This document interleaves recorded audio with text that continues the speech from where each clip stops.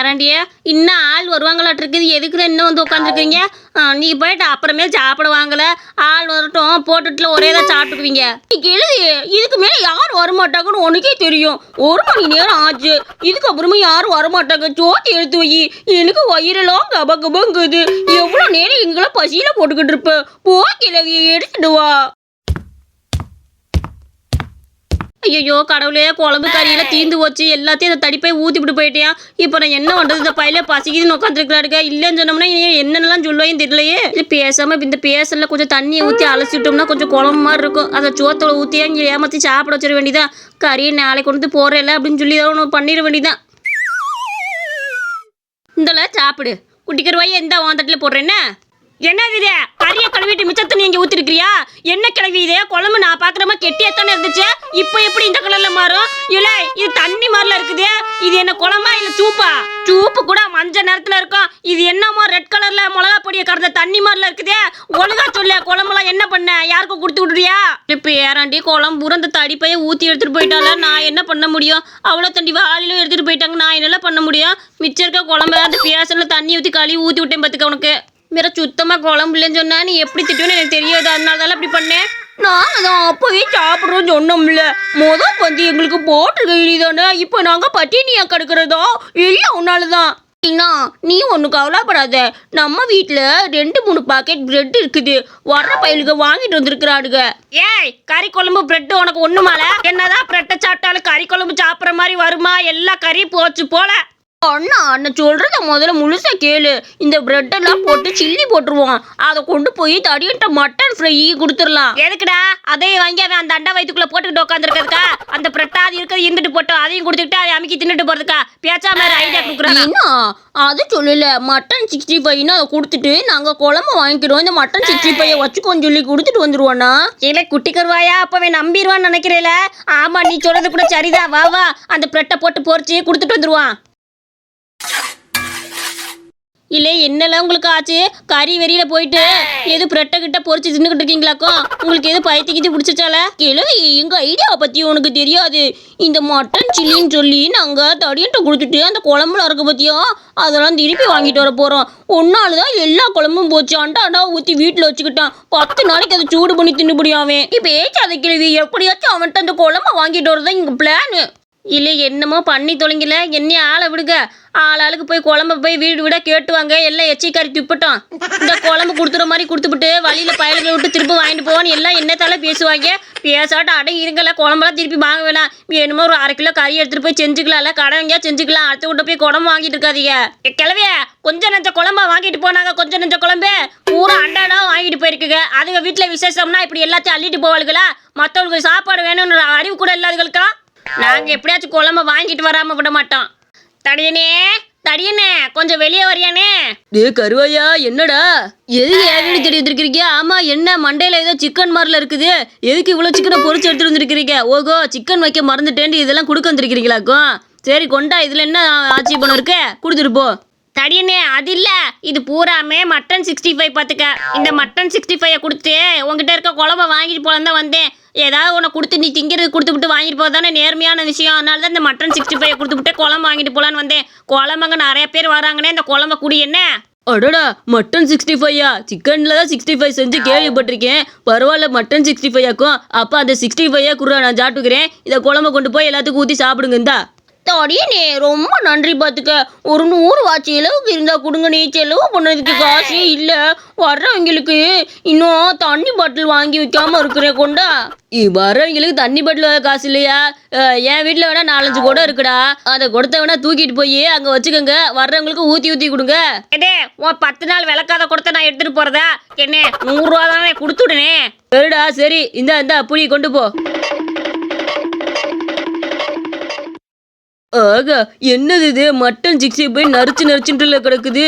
என்னடா அது? வச்சதுமே வாயில கரையிற மாதிரி இருக்குது. இது மட்டன் 65 தானா? ஒருவேளை புதுசாக தான் செஞ்சு வச்சிருப்பான் போல. அந்த அளவுக்கு சுவை நல்லா இல்லை. பரவாயில்ல, தும்பா. என்ன கருமம் இது? சுத்தமாக நல்லா இல்லாத மாதிரில இருக்குது. ஏதோ உன்னை பொறிச்சு போட்ட மாதிரில இருக்குது. மட்டனை பொறிச்சுக்கிட்டு தூளை மட்டும் எடுத்து போட்டு கொண்டு வந்துருப்பாங்களா? என்னன்னு தெரிலப்பா. இவ்வளோ இது எப்படி தூளை வந்துட்டு இருக்கோம்? ஐயோ இதுக்கு மேலே அது தின்னா எனக்கு வாதி தான் வரும். பேசாட்டி தான் வச்சுவிட்டு வீட்டுக்குள்ளே கிளப்பிட வேண்டியதான். என்னத்த கருமத்தை பொறிச்சிட்டு வந்து துந்திருக்கையில தெரியலையே. கோதுக்குட்டியே என்ன நான் பார்க்காததுக்கு முன்னாடி டக்குன்னு வந்து நிற்கிற. எனக்கே ஆச்சரியமா இருக்குது. இந்த மட்டன் 65 சாப்பிட்றியா? அதெல்லாம் வேணாமாம்மா. உங்ககிட்ட ஒரு விஷயம் பேசலாம் தான் வந்திருக்கிறேன். அப்பா நம்ம கல்யாணத்துக்கு சம்மதிச்சிட்டாரு தெரியுமா? அதுக்கான பத்திரிக்கையை அடிச்சு கொண்டு வந்துட்டேன் மாமா. இங்க பாரு நம்ம கல்யாண பத்திரிக்கை இல்ல உன் பேரு என் பேர் போட்டு ரொம்ப பொருத்தமா அமைஞ்சிருக்கலாமா. எல்லாமே எங்க அப்பா சொன்னார் பாத்துக்க. இனிமேல் நம்மள யாராலையும் பிரிக்க முடியாது மாமா.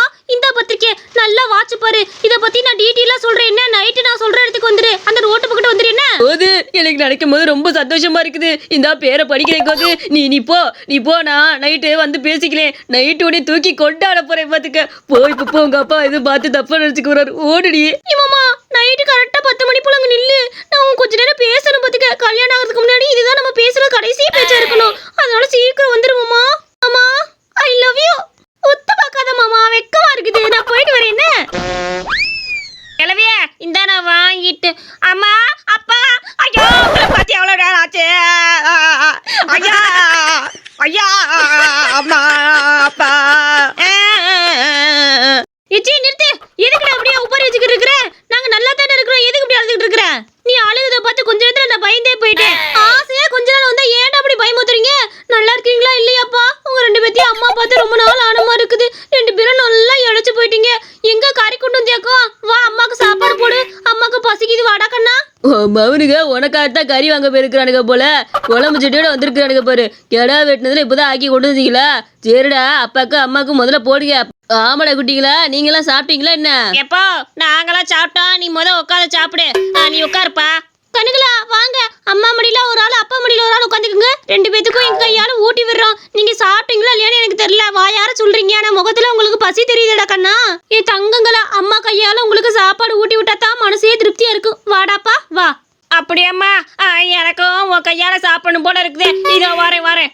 பசங்க சாப்பிட்டுருப்பாங்கடியே. நீயே அவனுங்களை வலுக்கட்டாயமா கூப்பிட்டுக்கிட்டு இருக்கிற. அவங்க நிக்கட்டு விடு.